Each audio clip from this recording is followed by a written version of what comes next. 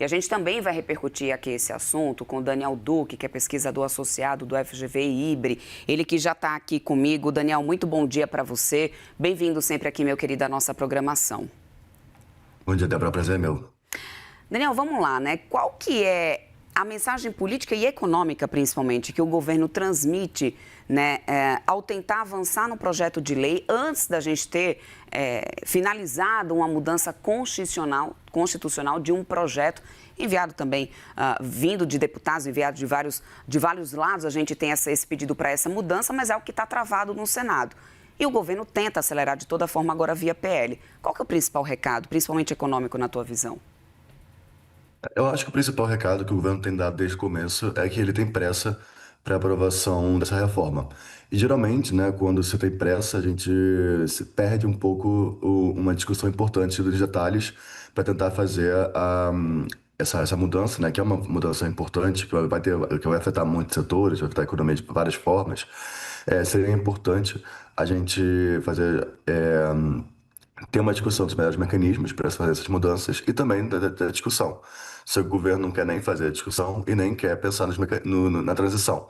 Ele tem pressa na implementação para que as pessoas sejam rapidamente, é, é, tenham rapidamente essa redução de jornada, né? E essa mudança de escala para que, enfim, isso possa dar algum tipo de retorno político rapidamente. E aí, qual que é o risco, se a gente olhar agora, né, do ponto de vista do prisma das empresas, qual que é o risco da gente acabar afastando, inclusive, investidores ou de fazer com que as empresas travem qualquer possibilidade de crescimento, de investimento, com as incertezas que são geradas nesse momento, né? Porque a gente tem esse PL avançando na Câmara, que trava todas as pautas, a gente deve ter uma urgência sendo colocada nisso essa semana. No Senado, a PEC está atrasada, ou seja, a gente não tem muita certeza do que deve sair. Se sair algo, sai na Câmara e é provisório. Daniel, qual que é a situação do setor produtivo para poder tomar qualquer decisão em termos a investimentos, a contratação, o que seja para esse segundo semestre? Justamente o que as empresas precisam saber é o que elas podem esperar no próximo ano, dois, três, quatro, né? É assim que se faz que se olha no horizonte de investimentos. No entanto, você não sabe que tipo assim, como vai ser o desenho da mudança que vai acabar sendo realizada, né? Se vai ter alguma transição, é, se vai ser para todas as empresas de repente, para todo mundo de repente. Tudo isso torna a percepção, a questão de qual vai ser o custo do trabalho e qual vai ser a rigidez da escala, é, são perguntas incertas para um horizonte de um, dois anos, que deveria, enfim, o que não deveria acontecer, porque realmente esse é um período ainda muito curto em relação aos investimentos, né? Vale notar assim, o fim das relações por um, ela faz duas coisas, né? Ela tanto reduz a jornada semanal, né? Quanto ela também realmente ela proíbe, pelo menos em termos regulares, né? No trabalho regular, esse tipo de trabalho de 6 dias com um de descanso. Então, isso vai mudar não só, né, o total de horas trabalhadas, mas também como as empresas elas vão alocar trabalhadores de forma, né, a conseguir produzir a mesma coisa ou até, enfim, aumentar investimentos no futuro. Agora, Daniel, existe risco que as empresas respondam a essa redução da jornada, aumentando, por exemplo, automação, terceirização, informalidade, porque esse também é um debate que tem sido muito importante, a possibilidade do aumento da informalidade. Você vê a possibilidade de que isso realmente aconteça? Quais setores, né, seriam mais sensíveis a um movimento como esse? Não, sem dúvida, se a gente está falando ali, né, de um aumento do encarecimento do trabalho, com também, né, uma maior rigidez no termo da alocação das horas. Isso tem geralmente um custo de perda de empregos formais, né, pessoalmente, né, são empregos formais que são afetados por essa reforma. Aí a questão é se isso vai gerar ou desemprego ou se isso vai gerar automação, né, enfim, algum tipo de investimento em tecnologia para subir de trabalho, ou justamente informalidade, né, ou seja, você ao invés de não criar um emprego, né, de não ter esse empregado, você realoca ele para o setor informal, o que pode acontecer tanto pela questão realmente da informalidade pura, como também pelo MEI, por exemplo, né, outros caminhos ali para você empregar alguém de forma a não estar sujeito a essas rigidezes tudo da carteira de trabalho. Agora, Daniel, do ponto de vista econômico, o debate já saiu dessa casa do se vamos reduzir e passou a ser como, né, reduzir essa jornada, até pelo amplo apelo popular que essa pauta consegue alcançar. E aqui ninguém discute méritos, eu acho que com certeza descanso e, enfim, todo mundo merece, não é o mérito da questão. Mas o como reduzir essa jornada é o que tem sido bastante debatido, discutido, né?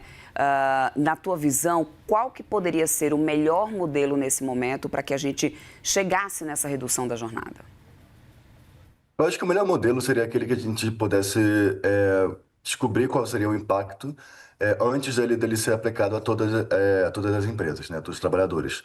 Ou seja, a gente poderia fazer uma transição em que no primeiro ano, primeiros 2 anos, você tem alguns tipos de empresas, né, alguns setores, enfim, algum tipo de tamanho de empresa, enfim, que estariam sujeitos, né, a essa mudança, enquanto que outros, né, enquanto o restante não, e aí isso vai expandindo ano a ano.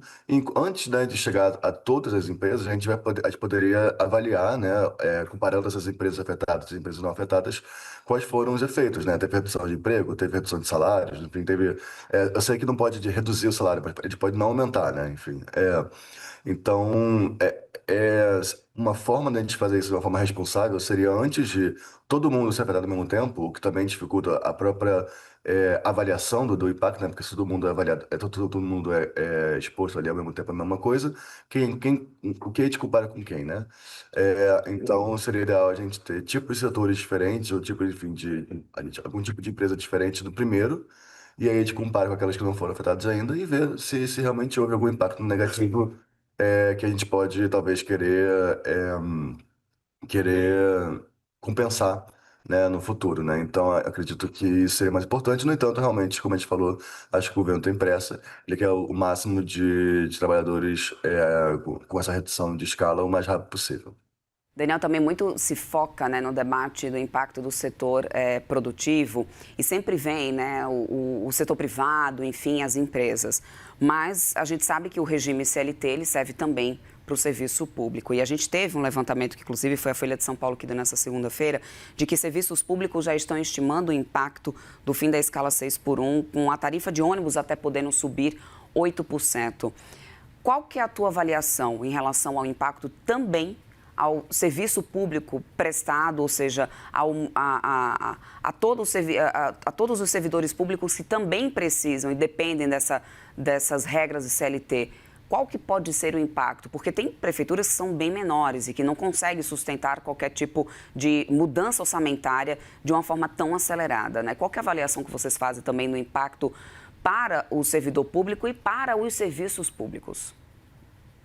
Sim, justamente. Os servidores, eles realmente ainda não seriam tão afetados, porque a grande maioria deles já está numa escala de 5 por 2. No entanto, como você bem falou, tem diversos serviços públicos que são operados, né, a partir de concessões, do setor privado, enfim, que aí você teria estariam, portanto, afetados por essa mudança, né? Acho que transporte público, né, é uma clássica, mas também a gente pode pensar também em alguma questão ali de burocracia, de saúde também, podendo ser feitos por concessões, né, com o setor privado. E aí você tem um aumento do preço do trabalho imediato, e isso, obviamente, vai ter que ser repassado aos custos, né? Em geral, no serviço público, quando você tem um serviço público que é operado no setor privado, você tem um lucro pré-determinado, então as empresas não podem mudar muito essa questão, e você tem mais, é mais difícil você fazer grandes investimentos, é mais difícil você fazer grandes adaptações, então basicamente você tem que repassar totalmente o aumento do custo. Então, se você tem um aumento do custo ali da questão do emprego, se é um setor que emprega muito, que geralmente é o caso, a única coisa que você pode fazer é repassar para a tarifa que o consumidor paga. Vamos aguardar então, meu querido, muito obrigada pelo seu tempo conosco. Conversamos com Daniel Duque, pesquisador associado do FGV Ibre. Bem-vindo sempre por aqui. Boa semana para você, até uma próxima. Agradeço, até a próxima.